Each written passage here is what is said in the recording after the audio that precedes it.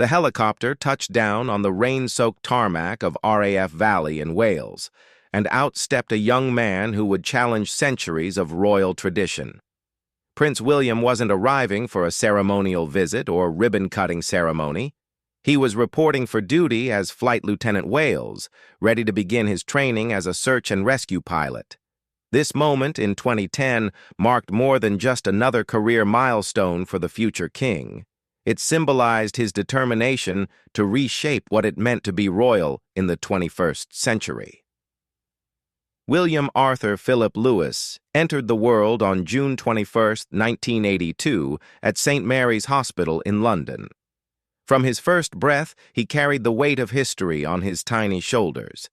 His father, Prince Charles, waited anxiously in the delivery room, breaking with royal tradition that had kept fathers away during births for generations. This small change would prove prophetic of the many transformations William would bring to the monarchy. Growing up in the gilded cage of royalty, young William experienced a childhood unlike any previous heir to the throne.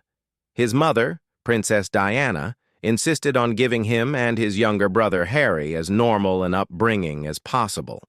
She took them to McDonald's, let them ride public transportation, and ensured they queued like everyone else at theme parks. These experiences, revolutionary for royal children, planted seeds in William's mind about connecting with ordinary people. The young prince attended nursery school with other children, another break from the tradition of private palace education. At Mrs. Minor's school in Notting Hill, 3-year-old William learned to share toys and stand in line for his turn on the slide. His classmates didn't bow or curtsy, they simply called him Wills. These early interactions taught him that beneath the crown and titles, he was just another person trying to find his way in the world. As William grew, so did his understanding of the unique position he occupied. Weekend visits to Balmoral and Sandringham introduced him to the formal side of royal life, the protocols, the ceremonies, the endless rules about which fork to use. Yet his mother balanced this with trips to homeless shelters and hospitals, showing him the power of royal compassion. She would hold his hand as they walked through AIDS wards at a time when many feared to touch those afflicted with the disease. The defining moment of William's youth came crashing down on August 31, 1997. At 15, he walked behind his mother's coffin through the streets of London, his face a mask of controlled grief watched by millions around the world. The loss of Diana didn't just rob him of his mother, it took away his fiercest protector and the architect of his connection to normal life. In those dark days at Balmoral following her death, William made silent promises to himself about the kind of royal he would become. Returning to Eton College after his mother's funeral required courage that would shape his character forever. His housemaster gave him space to grieve, but William insisted on maintaining his regular schedule. He threw himself into his studies, played rugby and water polo, and slowly learned to navigate life without his mother's guiding hand. His grandmother, the Queen, stepped in with quiet support, teaching him through example how to balance personal pain with public duty. During his gap year before university, William chose experiences that would have been unthinkable for previous heirs to the throne. He worked on a dairy farm in the English countryside, getting up before dawn to milk cows and muck out stalls. In Chile, he taught English to children in poor communities and helped build new facilities for local schools. These experiences, far from the palace walls, reinforced his belief that the monarchy needed to be relevant and connected to real people's lives. The decision to attend the University of St. Andrews in Scotland marked another departure from royal tradition. Previous heirs had gone to Cambridge or Oxford if they attended university at all, but William chose St. Andrews for its reputation and distance from London's intense media scrutiny. There, living in student halls and cooking his own meals, he discovered a freedom he'd never known. He formed genuine friendships with people who saw him as just another student struggling with essays and exam preparation. It was in the ancient university town that William met Catherine Middleton, a fellow art history student from a middle-class family. Their friendship, which blossomed slowly into romance, would become one of the most significant factors in modernizing the monarchy. Kate, as she preferred to be called, came from a world of hard work and earned success. Her parents had built their party supplies business from scratch, embodying the entrepreneurial spirit of modern Britain. Their relationship developed away from prying eyes, nurtured in student pubs and on the windy beaches of the Scottish coast. William cooked her dinner in their shared student house. They studied together in the library, and they discovered a mutual love of the outdoors. This normal courtship, impossible for previous royal generations, allowed them to build a foundation based on genuine compatibility rather than dynastic necessity. After graduation, William faced the challenge of crafting a role for himself as a modern prince-in-waiting. Rather than immediately taking on full-time royal duties, he joined the military, following family tradition but on his own terms. His training at Sandhurst Military Academy pushed him physically and mentally, stripping away any remaining princely pretensions. He cleaned toilets, polished boots, and endured the same grueling exercises as every other cadet. During his military service, William found purpose beyond his royal destiny. Training as a helicopter pilot in the Royal Air Force, he discovered a passion for search and rescue operations. The job offered something precious, the ability to help people based on his skills rather than his birthright. When he successfully rescued sailors from sinking vessels or hikers from Welsh mountains, their gratitude was for Flight Lieutenant Wales, not Prince William. The young prince's approach to royal duties began reshaping public perceptions of the monarchy. Unlike the stiff, formal appearances of previous generations, William engaged with people naturally. He sat on the floor with children at charity events, hugged grieving parents, and remembered names and stories from previous meetings. His work with homeless charities, inspired by his mother's example, went beyond photo opportunities. He spent nights sleeping on the streets to understand the reality of homelessness, using his platform to push for real policy changes. William's relationship with the media also marked a new chapter in royal history. Rather than the combative relationship that had characterized his mother's interactions with the press, he established clear boundaries while recognizing the media's role in modern monarchy. He provided carefully managed access to important moments while fiercely protecting his private life. This balanced approach helped create a more sustainable relationship between the royals and the public's desire for information. As his relationship with Kate deepened, William faced pressure to marry and secure the royal succession. But he refused to rush, understanding that a strong marriage would be crucial to his future role. Their brief breakup in 2007 only strengthened their bond, proving they chose each other freely rather than bowing to expectation. When he finally proposed in 2010 using his mother's sapphire ring, it symbolized both continuity with the past and hope for a different future.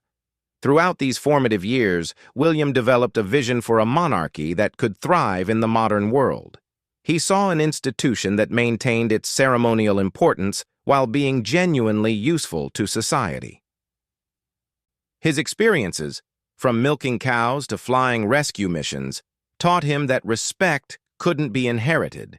It had to be earned. This understanding would guide every decision as he prepared to become the Prince of Wales and eventually king. The young man who emerged from these experiences bore little resemblance to the princes of previous generations. He understood social media, championed mental health awareness, and spoke openly about his own struggles with grief.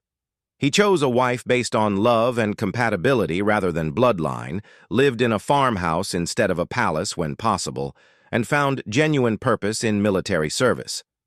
These choices, each a small revolution in royal tradition, began reshaping the monarchy for a new era. The morning of April 29, 2011, dawned bright and clear over London, as if nature itself celebrated the union of Prince William and Catherine Middleton. Inside Westminster Abbey, 2,000 guests gathered to witness not just a royal wedding, but the beginning of a new chapter in British monarchy. As Kate walked down the aisle in her Alexander McQueen gown, her smile radiated the confidence of a woman who had chosen this life with eyes wide open. William, waiting at the altar in his Irish Guards uniform, whispered to his brother Harry, "She looks beautiful." This simple, genuine moment, captured by lip readers around the world, showed a prince marrying for love, not duty. Their wedding broke numerous royal protocols in subtle but significant ways. Kate arrived at the Abbey in a car rather than a glass coach, making her more visible to the crowds. The couple wrote their own prayer for the service, personalizing what had traditionally been a rigid ceremony. Most remarkably, William slipped the wedding ring onto Kate's finger without the traditional assistance from the Archbishop, a gesture that emphasized their partnership was between two equals.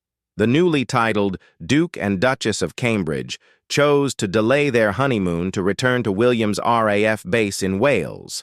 This decision sent a clear message: duty came first, but it would be duty on their terms. They settled into a farmhouse on Anglesey, where William continued his search and rescue work, while Kate learned to navigate her new royal role. Neighbors spoke of seeing them shopping in the local supermarket, walking their dog on the beach, and living remarkably normal lives for the future king and queen. Behind the cottage doors, William and Kate were building something revolutionary, a royal marriage based on genuine partnership. They cooked meals together, with William showing off the basic culinary skills he'd learned during university. They divided household chores, took turns walking their cocker spaniel Lupo, and supported each other through the challenges of public life. RAF colleagues described William arriving for early morning shifts, having made his own packed lunch, a detail that would have horrified previous generations of royals. Kate's transition into royal life demonstrated the couple's modern approach to monarchy. Rather than immediately taking on dozens of patronages, she chose carefully, focusing on issues she genuinely cared about: children's mental health, addiction, and early childhood development. She spent months researching these areas, visiting facilities quietly without media presence, learning from experts before making public commitments. This thoughtful approach contrasted sharply with the traditional royal method of lending names to causes without deep involvement. The announcement of Kate's first pregnancy in December 2012 came amid her hospitalization for severe morning sickness. William's devotion during this difficult time showed a hands-on approach to partnership rarely seen in royal marriages. He drove her to appointments himself, held her hand during procedures, and adjusted his RAF schedule to be present for every possible moment. Palace staff noted his insistence on being informed immediately of any changes in her condition, regardless of royal protocol about disturbing the prince. On July 22, 2013, the world waited outside the Lindo wing of St. Mary's Hospital for news of the royal birth. When William emerged carrying his newborn son, his face showed the universal expression of a new father: joy mixed with terror at the responsibility. His first words to the press weren't carefully prepared statements, but the genuine reaction of an overwhelmed parent. "He's got a good pair of lungs on him, that's for sure." The naming of Prince George Alexander Louis reflected William and Kate's balanced approach to tradition and modernity. They honored family history while choosing names they simply liked. More significantly, they retreated to Kate's parents' home in Bucklebury for the first weeks, allowing middle-class grandparents to help with the future king. Carol Middleton taught William how to swaddle the baby, while Michael helped install the car seat, scenes unimaginable in previous royal generations. William's approach to fatherhood revolutionized royal parenting. He changed diapers, did night feeds, and attended prenatal classes like any expectant father. When he returned to work after paternity leave, itself a break from tradition, he spoke openly about the challenges of balancing work with a newborn. His comments about George's sleep patterns and the difficulty of installing car seats correctly resonated with parents across Britain, making the Monarchy suddenly relatable. The couple's decision to base themselves at Anmer Hall in Norfolk rather than a London palace spoke volumes about their priorities. The Georgian mansion, while grand, offered privacy and normalcy impossible in London. William continued his air ambulance work, while Kate focused on early motherhood. They were spotted at local pubs, village shops, and children's activities, integrating into the community rather than standing apart from it. Princess Charlotte's arrival in May 2015 saw William perfect his role as a modern royal father. He drove Kate to the hospital himself, carried the car seat, and introduced his daughter to the world with practiced confidence. His delight in having a daughter was evident as he spoke about hoping she'd inherit Kate's temperament rather than his. These unguarded moments of personality helped transform public perception of the royals from distant figures to relatable parents. The Wales family's approach to raising their children broke centuries of royal tradition. George and Charlotte attended regular nursery schools, mixing with children from all backgrounds. Birthday parties were held at their home with school friends rather than formal palace affairs. William and Kate did school runs themselves whenever possible, standing in playground conversations with other parents discussing homework and sports days. William's work as an air ambulance pilot from 2015 to 2017 represented more than just a job. It was a statement about the kind of king he intended to be. He donated his salary to charity and worked full shifts, including nights and weekends. His colleagues spoke of a pilot who never mentioned his royal status, who cleaned the helicopter like everyone else, and who dealt with traumatic incidents with professionalism and compassion. The experience of attending car accidents, medical emergencies, and family tragedies gave him insights into ordinary people's lives that no palace briefing could provide. The birth of Prince Louis in April 2018 completed their family and demonstrated how comfortable William had become in his dual role as prince and father.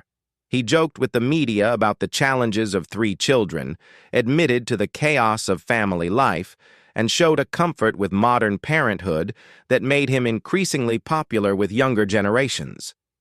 His admission that he found the newborn phase challenging resonated with parents who appreciated royal honesty about imperfect moments. Mental health became a defining cause for William, driven by his own experiences with grief and trauma. Together with Kate and Harry, he launched Heads Together, encouraging open conversations about mental health. William's decision to speak publicly about his own struggles, the pain of losing his mother, the trauma of his air ambulance work, shattered the royal tradition of maintaining a stiff upper lip. His conversations with footballers, celebrities, and ordinary people about mental health helped normalize these discussions across British society. The COVID-19 pandemic revealed the modern monarchy William had been building. Unable to conduct traditional royal visits, he and Kate embraced technology, conducting video calls with frontline workers, homeschooling their children like millions of parents, and sharing the challenges of lockdown life. Their video messages from their Norfolk home, with children's artwork visible in the background, showed a royal family experiencing the same difficulties as everyone else. William's secret battle with COVID-19 in April 2020, which he chose not to publicize to avoid worrying the nation, demonstrated his evolved understanding of royal duty. Rather than using his illness for sympathy or attention, he continued working through video calls while isolating. This quiet dedication, discovered only months later, earned respect for putting public needs above personal narrative. The family's move to Adelaide Cottage in Windsor in 2022 further emphasized their commitment to providing a normal childhood for their children. The modest 4-bedroom home, with no live-in staff, allowed the children to have friends over for casual playdates and sleepovers. William and Kate's hands-on parenting, from making school lunches to helping with homework, created a family life unrecognizable from previous royal generations. Throughout these years of building his family, William demonstrated that being royal didn't require being removed from real life. He spoke at school parents' evenings, attended children's sports matches, and was photographed doing ordinary family activities. His willingness to be seen struggling with car seats, dealing with tantrums, and juggling work-life balance made the future king relatable in ways his predecessors never were. Kate's evolution during this period proved the wisdom of William's choice. From a middle-class girl to future queen, she maintained an authenticity that complemented William's vision for modern royalty. Her focus on early childhood development, backed by serious research and genuine passion, showed how royal influence could create real change rather than just lending patronage. Together, they formed a partnership that balanced duty with authenticity, tradition with innovation. September 8, 2022, marked a seismic shift in William's life. The death of his beloved grandmother, Queen Elizabeth II, transformed him from Duke of Cambridge to Prince of Wales, heir to the throne. Standing beside his father as Charles became king, William's face showed the weight of destiny settling more heavily upon his shoulders. Yet in his first speech as Prince of Wales, he demonstrated the steady confidence of a man who had spent 40 years preparing for this moment. His promise to serve Wales with humility and great respect signaled continuity with tradition while hinting at the changes to come. The transition revealed the depth of William's preparation for royal leadership. Within days, he had outlined his vision for the Prince of Wales role, building on his father's environmental legacy while adding his own focus on homelessness, mental health, and early childhood development. His first visit to Wales as prince saw him speaking Welsh phrases he'd been quietly practicing, showing respect for local culture that resonated deeply with Welsh communities. William's relationship with his father, now King Charles III, demonstrated a modern approach to royal succession. Rather than the traditional tension between sovereign and heir, they worked as partners. William publicly supported his father's initiatives, while Charles gave his son space to develop his own projects. Their weekly meetings became strategic sessions about modernizing the monarchy, with William bringing insights from his generation while respecting his father's experience. The Earthshot Prize, William's ambitious environmental initiative launched in 2020, exemplified his approach to royal influence.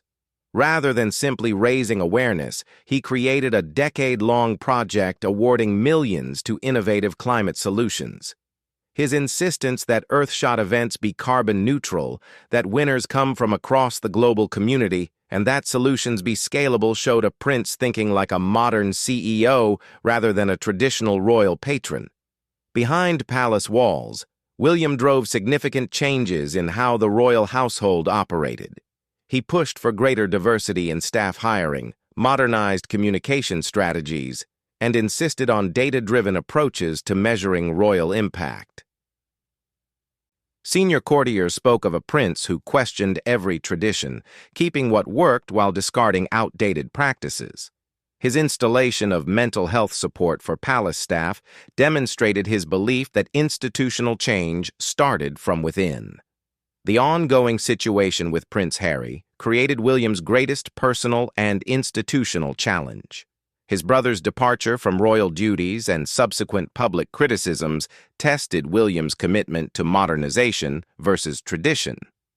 His response, maintaining dignified silence while continuing his work, showed maturity and strategic thinking.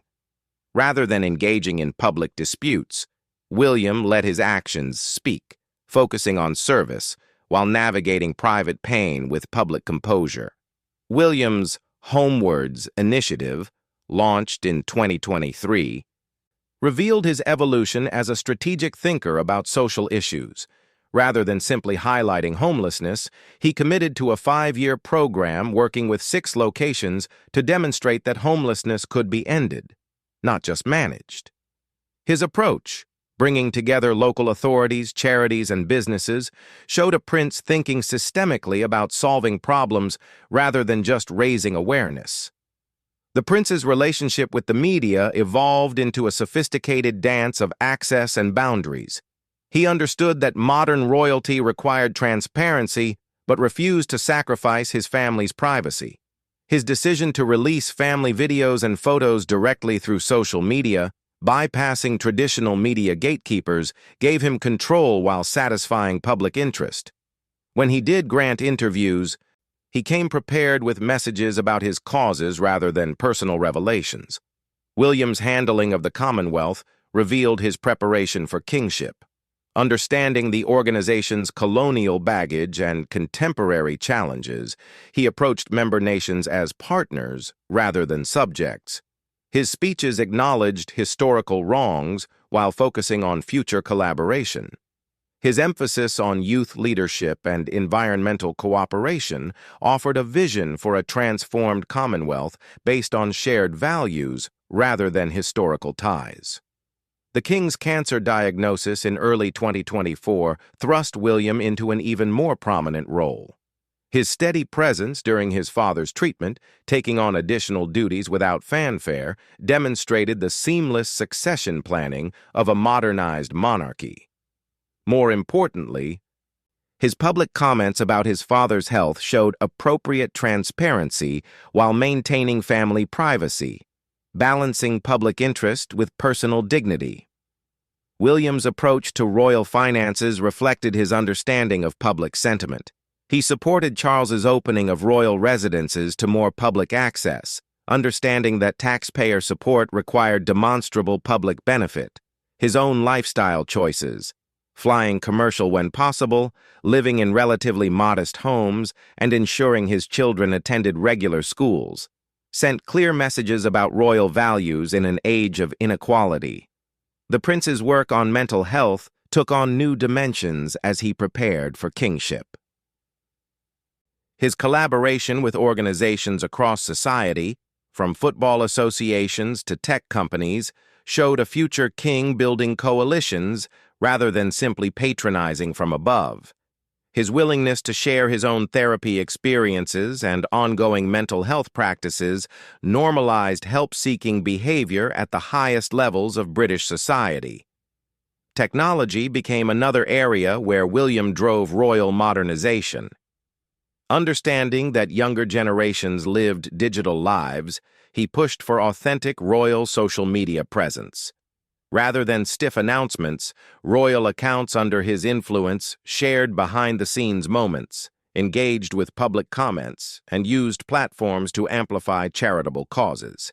His children's birthday photos, taken by Kate and shared directly online, replaced formal portrait sessions with authentic family moments.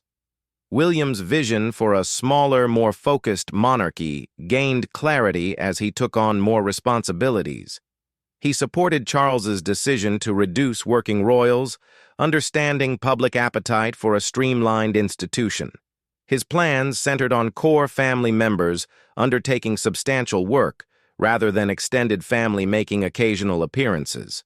This efficiency-focused approach reflected corporate thinking applied to ancient institution. The prince's leadership style emerged as collaborative rather than commanding. Staff spoke of strategy sessions where all voices were heard, where data informed decisions, and where failure was treated as learning opportunity. His regular walk-and-talk meetings through palace gardens replaced formal throne room audiences, creating environments where honest conversation could flourish. This approachability, combined with clear vision, inspired loyalty among younger staff members. Education remained central to William's preparation of his children for their future roles. Beyond traditional academic excellence, he ensured they learned practical skills: cooking, budgeting, and basic home maintenance. Their exposure to various faiths, cultures, and economic backgrounds through school and carefully chosen experiences prepared them for leading an increasingly diverse nation. His insistence that they understand privilege as responsibility rather than entitlement shaped future royals for modern expectations. International relations saw William developing his own diplomatic style. His visits focused on substance over ceremony, with detailed preparation about local issues and genuine engagement with communities. His decision to learn basic greetings in local languages, to eat local food without hesitation, and to engage with young leaders rather than just established elites built soft power for Britain in contemporary ways. The constitutional role of the monarchy featured prominently in William's thinking. Understanding Republican sentiments in some Commonwealth realms, he articulated a vision of monarchy as service institution rather than hereditary privilege. His speeches emphasized the Crown's role in unifying diverse communities, providing stability during change, and representing national values rather than ruling over subjects. This philosophical evolution positioned the monarchy for survival in democratic societies. William's environmental work went beyond his Earthshot Prize. His decision to transform royal estates into models of sustainable practice, his support for renewable energy, and his children's involvement in conservation projects demonstrated personal commitment. When he spoke about climate change, he could point to concrete actions rather than just expressing concern. This authenticity resonated with younger generations, demanding action over words. The prince's relationship with faith showed another modernization. While maintaining the monarch's role as supreme governor of the Church of England, William engaged equally with all faiths and none. His visits to mosques, temples, and synagogues demonstrated understanding of Britain's religious diversity. His emphasis on shared values across faith traditions rather than doctrinal differences pointed toward an inclusive future monarchy. As William stood on the balcony of Buckingham Palace during his father's coronation celebrations, watching his children wave to crowds, the evolution was complete. The young prince who had walked behind his mother's coffin had become a father, leader, and reformer. His journey from privileged birth through personal tragedy to purposeful service created a template for modern royalty. The monarchy William was building looked radically different from the institution he had been born into. It was smaller, more focused, more diverse, and more connected to ordinary people's lives. It embraced technology while maintaining ceremony, acknowledged past mistakes while focusing on future service, and balanced transparency with privacy. Most importantly, it was a monarchy that earned respect through action rather than demanding it through tradition. Looking toward his eventual reign, William had transformed the role of heir from waiting to building. Every initiative, every reform, every modern approach laid groundwork for a monarchy that could thrive in the 21st century and beyond. His greatest achievement wasn't any single project, but the gradual transformation of an ancient institution into something relevant, useful, and worthy of support in modern democracy. The story of Prince William's lasting impact on the royal family wasn't one of revolution, but evolution. Through patient work, strategic thinking, and genuine service, he had shown that tradition and modernity weren't opposites, but could be woven together into something stronger than either alone. As Britain and the Commonwealth faced uncertain futures, they had in William a future king prepared not by birthright alone, but by decades of thoughtful preparation for the challenges ahead. The young boy who had once stood bewildered in the public gaze had grown into a man comfortable with destiny, but not defined by it. His legacy was already being written, not in ancient books of royal precedent, but in the lives touched by his initiatives, the minds opened by his honesty about mental health, and the institution quietly transformed by his leadership. The monarchy William would eventually inherit would be one he had helped create, shaped for a world his grandmother could never have imagined, but would certainly have admired. In the end, Prince William's lasting impact on the royal family could be summed up in a single transformation. He had turned an institution based on hereditary privilege into one justified by contemporary service. That achievement, more than any title or crown, would define his place in history. The future king had already become the architect of the future kingdom, building with patience and wisdom a monarchy fit for the modern age.